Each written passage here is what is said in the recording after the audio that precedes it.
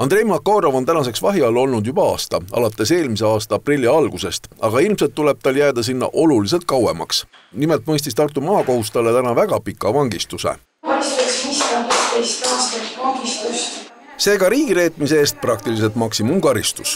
Kõige suurem osa sellest süüdistusest oli siis see, et aasta aega tagasi Tartus avaliku kohta pargitud Ukraina numbrimärkidega auto pandi põlema, ehk siis seda tegigi Andrei Makarov, aga see auto mitte lihtsalt ei pandud põlema, vaid sellest korraldati ikkagi selline infooperatsioon, mis seisnes siis selles, et seda süütamist filmiti. Selles filmis presenteeriti ukrainlaste vaenulikku sõnumit.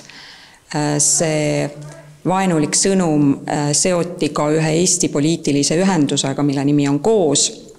Ja sellisena oli selle sõnumi eesmärk külvata hirmu, lõhestada Eesti ühiskonda. Video laeti üles Telegram-kanalisse, kus see läks juba iseseisvalt liikvele. Lisaks süüdistatakse Makarovit sellest, et ta oli sellesse tegevusse kaasanud ka teisi inimesi. Temaga koos kohtu alla antud Stanislav Markini süüdistus on sellest eraldatud.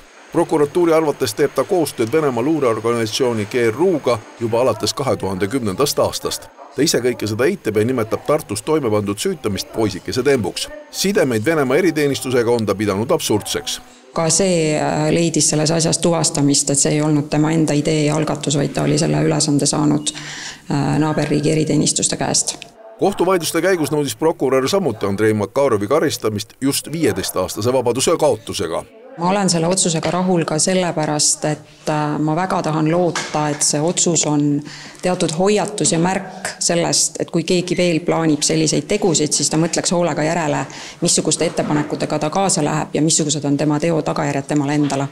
Kaitsjad rõhusid kohtus vaktile, et igasugust tegu ei saa võtta riigireetmisena ning prokuratuur toetub ainult kaudsetele tõenditele. Ilmselt on plaan see tänane otsus neile edasi kaevata järgmisesse kohtuastmesse.